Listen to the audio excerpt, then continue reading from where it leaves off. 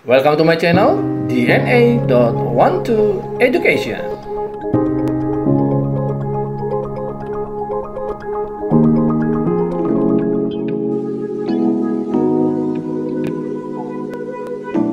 Ya, kita kembali lagi pada soal-soal SBMPTN dan seputar SIMAK ya. Pada kali ini kita akan membahas beberapa soal fisika pada program Saintek.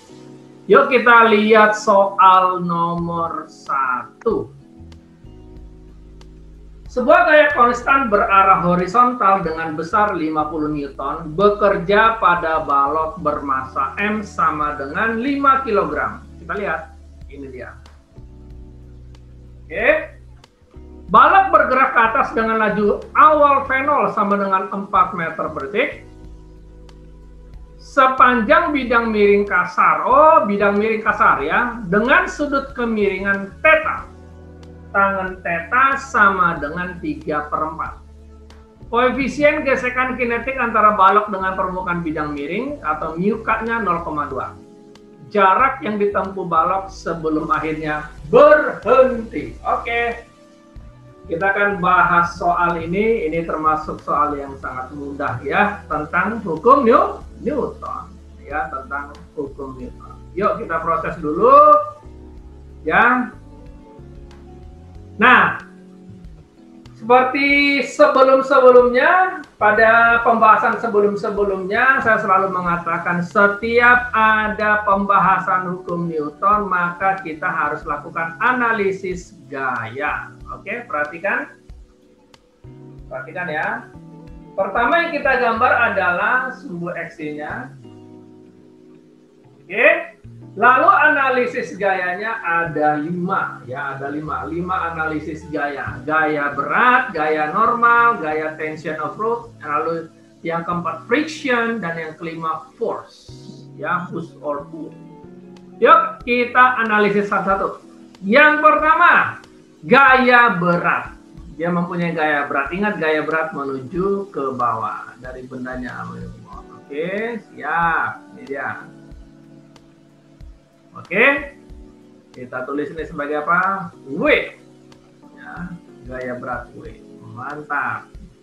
Yang kedua, gaya normal. Oh, gaya normal. Ada nggak dia gaya normal? Iyalah, jelas ada gaya normal. Kenapa? Ada sentuhan ya, dengan lintasan. Kita tarik ke atas. Normal. Mantap. Oke. Gaya normal. Tulis di sini ya, normal. N. Oke. Terus tension of rope-nya nomor 3. Yang ini nggak ada talinya. Ya kan? Lalu friction. Nah, ini dia, kita friction. Nah, ini gerakannya kemana? Ingat, gaya friction, gaya gesek itu berlawanan dengan gerakan benda. Kemana gerakan bendanya dulu? Nah, sebenarnya pada video saya sebelumnya kan saya sudah berikan trik bagaimana menentukan arah gerakan benda, yaitu dengan apa? Menganalisis gaya pada sumbu X. Siapa gaya-gaya siapa yang ada pada sumbu X paling besar, ya arah ke situ dia. Ya, arahnya ke arah yang paling besar. Yuk kita anggap aja gayanya ke atas, arah gerakan ke atas ya. Kita anggap aja ke atas. Mantap. Ya, nanti kalau dia minus, bolak berarti. Oke, no problem lah. A-nya ke atas, positif. Oke. Lalu yang terakhir, force. Yang ini, nggak ada. Oh, ada tuh force. Nah, tuh ada F gede nih. Tuh, ya. Ternyata ada force-nya. Oke. Yuk, kita proses dulu. Kita lihat. Lalu selanjutnya apa? Gaya-gaya yang nggak nempel pada sumbu X dan sumbu Y wajib diproyeksi. Kita proyeksi yuk. Yang pertama W nih, proyeksiin. Nah, itu dia. Itu dia. Oke. Oke, itu dia. Berarti di sini adalah W, Y, dan di sini adalah WX. Oh ya, tadi F-nya belum kita gambar ya? Oh ya, maaf, lupa. F-nya tadi berlawanan dengan gerakan benda. Yaudah, sini aja lah. F. Mantap. Oke. berlawanan dengan gerakan benda. Kita kasih lambang friction. Mantap. Oke. FK ini ya, FK. Kita tulis FK karena kinetik nih. Nah, ternyata si force ini ternyata nggak nempel pada sumbu, Gimana dong? Ya, nggak usah takut ya. Gimana cara gambarnya ini? Nah, ini kita pindahin aja nggak apa-apa. Ini kita pindahin ke sini nggak apa-apa lah.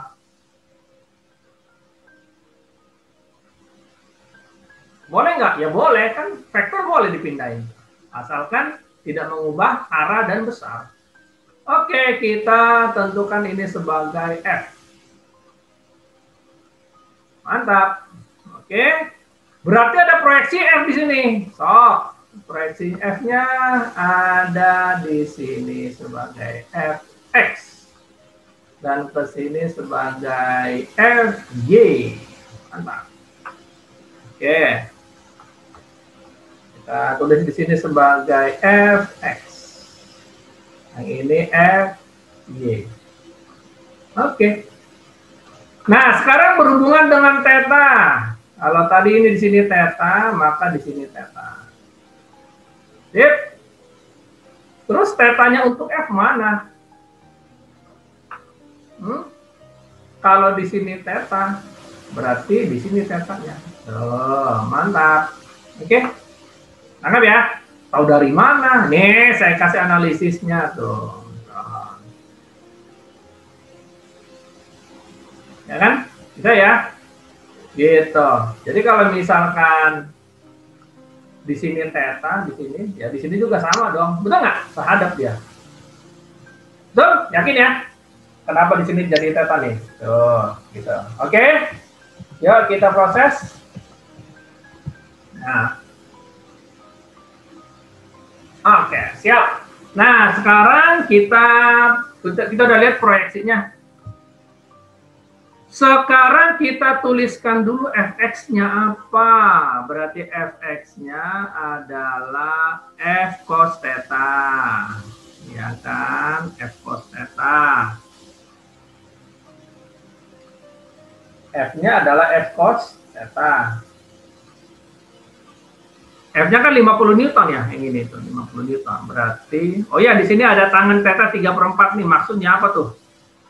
Bentar dulu. Yang ini nih, tangan 3/4 itu maksudnya bikin gambar. Ya, kita bikin gambar di sini. Ini theta. Oke. Tan 3/4 ini 3, ini 4, otomatis ini 5 ya pada Pythagoras. Oke. Gitu ya, itu maksudnya. Yuk lanjut lagi yuk.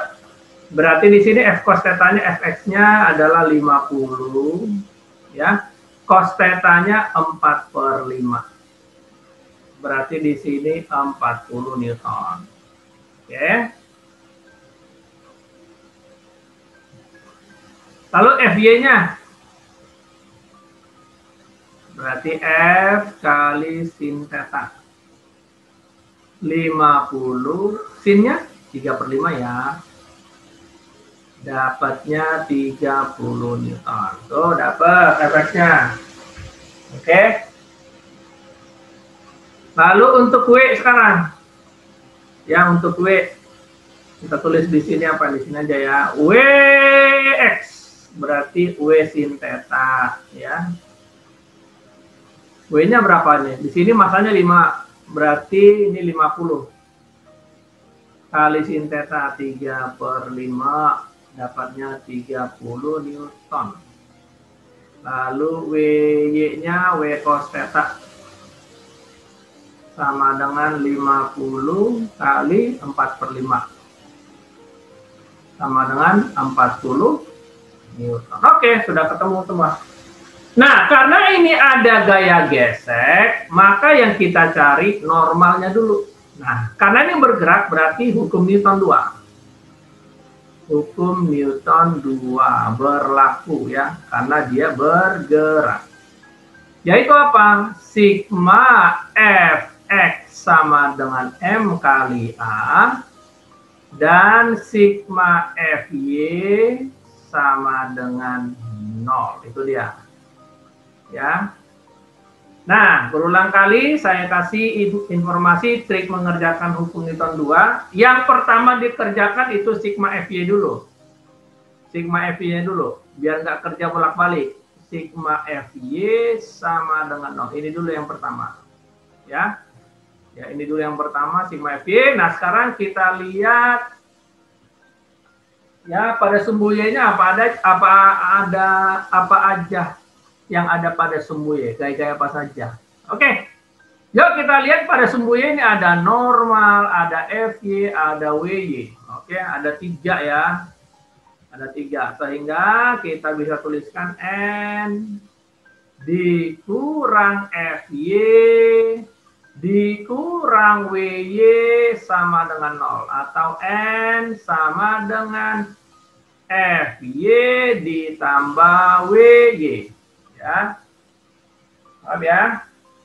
Sehingga kita masukkan FY-nya berapa nih? 30 yang ini. 30 Newton ya. 30 Newton ditambah WY-nya mana WY? Ini dia. Oke. 40 Newton sehingga kita peroleh 70 Newton. Normalnya ketemu 70 Newton. Nah, FK yang gaya gesek FK ya, FK sama dengan mu K dikali normal. Mu K-nya berapa mu-nya di situ? 0,2 dikali normalnya 70 sama dengan 14 Newton. Nah, ketemu tuh. Oke, udah ketemu ya. Nah, sekarang karena sudah sigma FY sudah selesai, kita sekarang ke sigma Fx ya. Sekarang kita ke sigma Fx ya. Sigma Fx. Sigma Fx sama dengan M dikali A. Kita lihat siapa aja yang sigma Fx. Ada Fx, ada Wx, ada Fk. Ya, ada 3. Ingat ya, arah A-nya ke atas positif. Berarti yang duluan ditulis adalah Fx ya dikurang Wx dikurang Fk sama dengan M dikali A. Oke, Fx-nya berapa Fx tadi? Fx 40. Ya, ini Fx. Ya. 40 dikurang Wx 30 ya. 40 dikurang 30, lalu FK-nya mana? Ini ya. 14 sama dengan masaknya 5 dikali A. Sehingga kita peroleh di sini A-nya sama dengan min 4 per 5. Oke? A-nya sama dengan min 4/5 meter per second kuadrat. Nah, ini dia sudah ketemu A-nya ya. Sudah ketemu nilai A. Oke. Itu dia. Nah, yang ditanya apa? Yang ditanya adalah ini. Perhatikan di sini yang ditanya jarak yang ditempuh sebelum berhenti. Oke. Oke, berarti pada bidang miring terjadi rumus atau konsep GLBB. GLBB. Oke. Oke. GLBB. Kalau bicara GLBB, lalu dia bilang begini, sebelum berhenti, berarti anggap atau V akhirnya adalah 0. Betul ya? Kan berhenti. Rumus yang kita pakai ada 3, tapi yang paling tepat adalah VT kuadrat sama dengan V0 kuadrat ditambah 2 kali A kali S, sumbu X ya. VT-nya 0, V0-nya berapa tuh? V0 4 ya. V0-nya 4. 4 kuadrat ditambah 2 dikali A-nya min 4/5 dikali S. Ya. Nah, ini diperoleh S-nya sama dengan 10 meter. Mantap. Oke, jadi jarak yang ditempuh adalah 10 meter. Mantap. Oke, Sangat mudah ya, kita masuk ke soal berikutnya. Soal berikutnya, soal nomor 2. Ini dia. Iya. Sebuah bola ditembakkan dari tanah ke udara pada ketinggian 9,1 meter. Komponen kecepatan bola dalam arah X 7,6 meter per second dan arah Y 6,1 meter per second.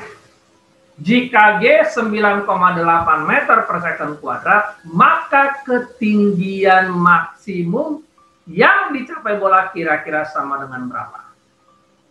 Oh, ini tentang apa nih? Gerak vertikal. Ya, GLBB, gerak vertikal. Yuk kita lihat animasinya. Mantap. Baru dia terjadi proyeksi. Ya, iya, itu dia gerakannya. Ya. Nah, kalau begitu kita akan lakukan analisis dulu ya. Kita lihat dulu analisisnya nih. Yang pertama analisisnya bahwa terjadi gerakan pertama 9,1 meter. Ini dia. Oke, dari ground ya. 9,1 meter. Berarti ini kita anggap sebagai apa nih? Y-nya lah ya. Y0 lah gitu, Y0.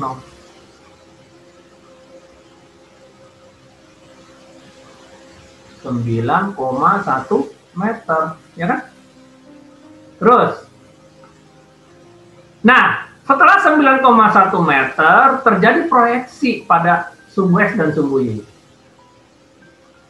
Sumbu Y, sumbu X. Nah itu dia terjadi ya pada setelah menempuh 9,1 meter. VOX-nya dia katakan VOX-nya di sini 7,6 ya, sedangkan VOY-nya sama dengan 6,1. Oke. Nah, kita tuliskan sebelah kiri aja. Ini ya, VOY sama dengan 6,1 meter per second. Gitu ya. Nah, ini benda masih melakukan gerakan lanjutan sebelum mencapai ketinggian maksimum. Oke, masih melakukan. Nah, kira-kira begitu. Sebelum dia Hmax. Ya, di sini kita katakanlah sebagai titik maksimum. Titik maksimum. Nah, itu dia. Sebelum dia turun, kan biasanya gini nih. Ya, sebelum gitu. Nah, kira-kira. Berarti di sini ada delta H kita bilang. Oke, di situ ya. Kita katakan saja itu sebagai apa? Delta Y lah ya, karena kan kita bicara gerak vertikal. Ya, kita katakan delta Y. Nah, itu dia. Jadi kita memproses data ini dimulai dari sini. Mulai dari sini nih. Dari titik kita kan kita bilang titik A lah ya. Sebab Y0-nya kan udah tahu.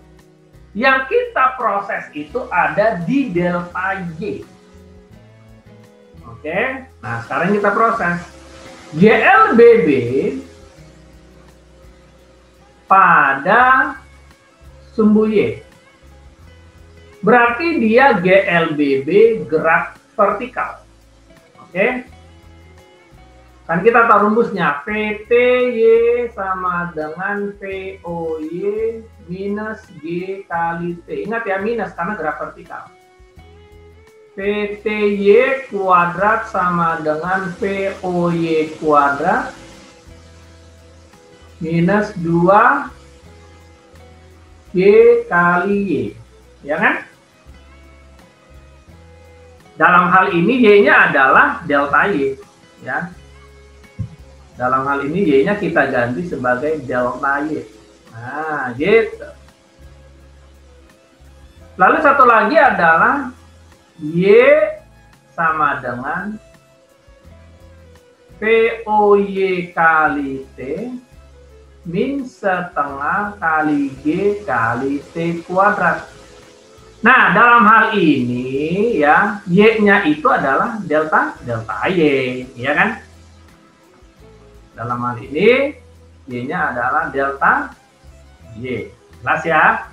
Ini adalah rumus-rumus GLBB atau gerak vertikal pada sumbu Y ya. Ini dia. Ingat ya. Tandanya keras negatif. Ya, tuh. GLBB pada sumbu Y. Jelas ya? Nah, kita lanjut. Terus bagaimana menghitung delta Y-nya? Ya, gampang ya. Nah, karena dia bilang titik maksimum, ya, titik maksimum berarti apa? PTY-nya adalah 0 meter per detik. Ini dia, ingat-ingat. Ya, PTY sama dengan 0. Ya enggak? Nah, rumus mana yang kita pakai? Karena gerakan pada vertikal, kita kan berarti menggunakan semua komponen Y. Nah, coba kita pakai yang ini. Ya. VTY kuadrat sama dengan POY kuadrat minus 2 kali G kali delta Y. Nah, VTY-nya kan 0 tadi saya sebut. Sedangkan VOY-nya adalah 6,1 kuadrat. Nah, ini ya, ingat ya, kita menggunakan komponen Y. Masih ingat ya tentang gerak peluru ya? Gerakan atau kecepatan pada sumbu X selalu tetap. Ingat. Min 2 dikali 9,8 dikali delta Y. Nah, itu benar kan? Kita pakai rumus yang kedua, ketemu langsung. Oke. Jadi kita dapatkan di sini berapa? 0. Ya.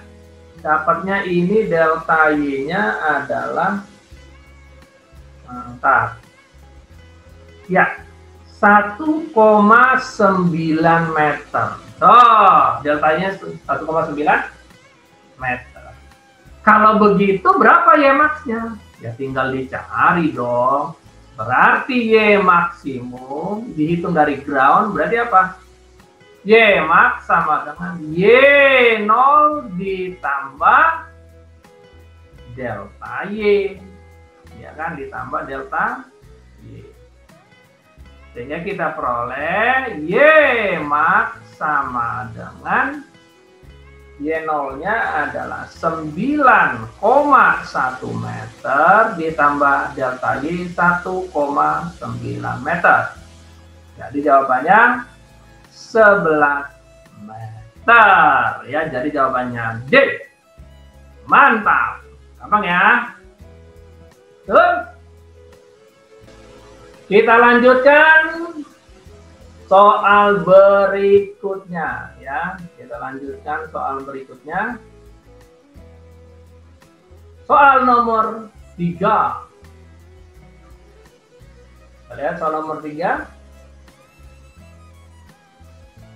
Sebuah bola pejal dengan massa M dan momen inersianya I menggelinding pada bidang miring dari keadaan diam dengan ketinggian H. Bola pejal berapa I-nya ya? Kalau nggak salah I-nya itu bola pejal 2/5 ya. 2/5 mr kuadrat. Ya. Lanjut. Dari keadaan diam dengan ketinggian H, untuk memperbesar nilai kelajuan linier, bola tersebut menjadi 2 kalinya dengan cara apa? Nah, kita lihat ya. Ya, kita lihat simulasinya seperti berikut. Ya, sebuah bola pada ketinggian H. Ya, anggap aja ini sebagai ketinggian H. Ya, itu dia ketinggian H-nya. Oke.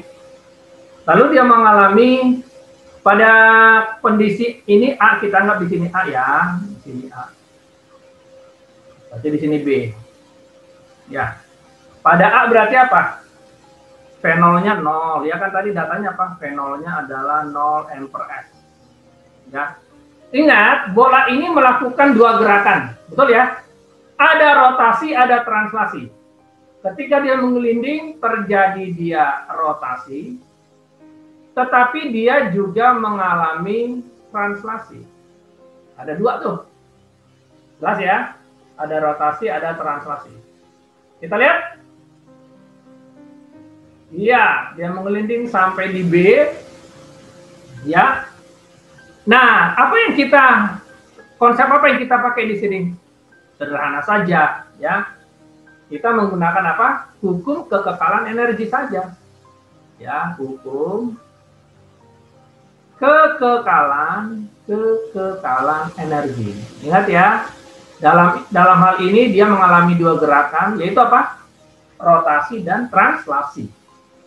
Perpindahan dan muter. Yuk, energi mekanik A sama dengan energi mekanik B, ya. Berarti apa? Energi potensial A ditambah energi kinetik A sama dengan energi potensial di B ditambah energi kinetik di B. Oke, kita perhatikan di sini. Karena di A itu kecepatannya 0, maka EK-nya 0. Lalu pada B, kan H di sini 0. Ya, pada B, maka energi potensial di B sama dengan 0.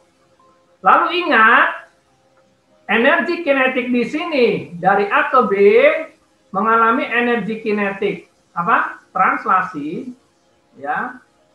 Translasi dan energi kinetik rotasi, ada dua ya. Ada dua nih, ingat-ingat. Ada translasinya, ada rotasinya.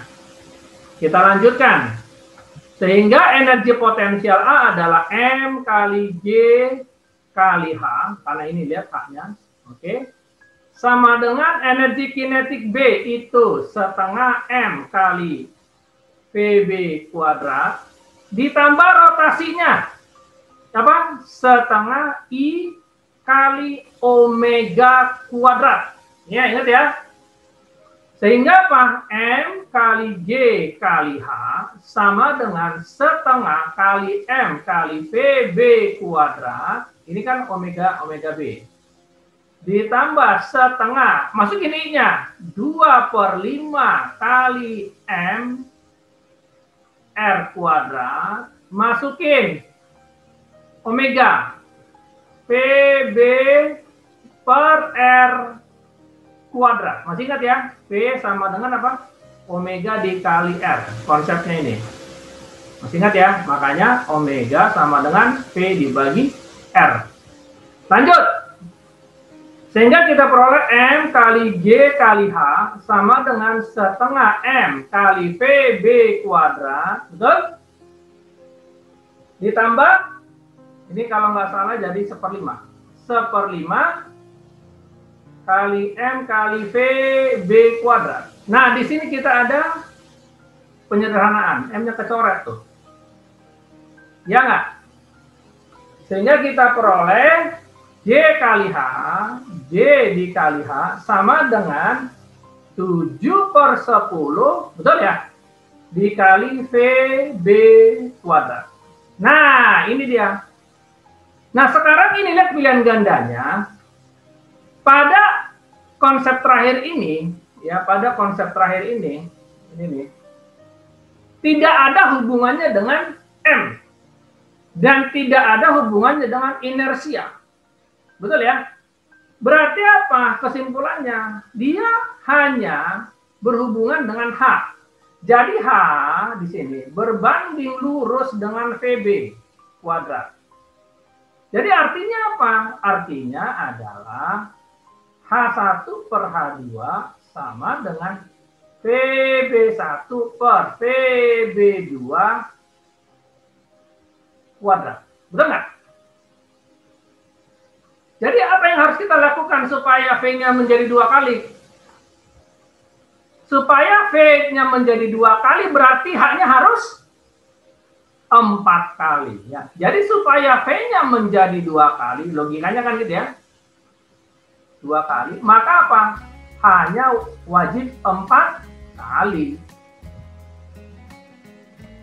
Sampai sini ya, nangkap ya? Nangkap nggak?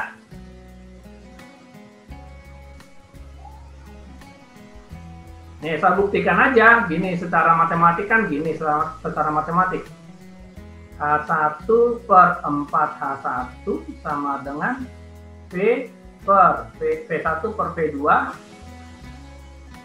kuadrat. Kan gitu kan? Gitu. Sorry, yang ini bukan P2, 2P. Kan dibilang menjadi 2 kali kan? Nah, ya kan kecoret deh. Sorry.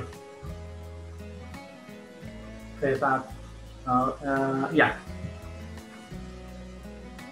Ya enggak? Artinya kan supaya H-nya menjadi supaya V-nya menjadi 2 kali, ya kan?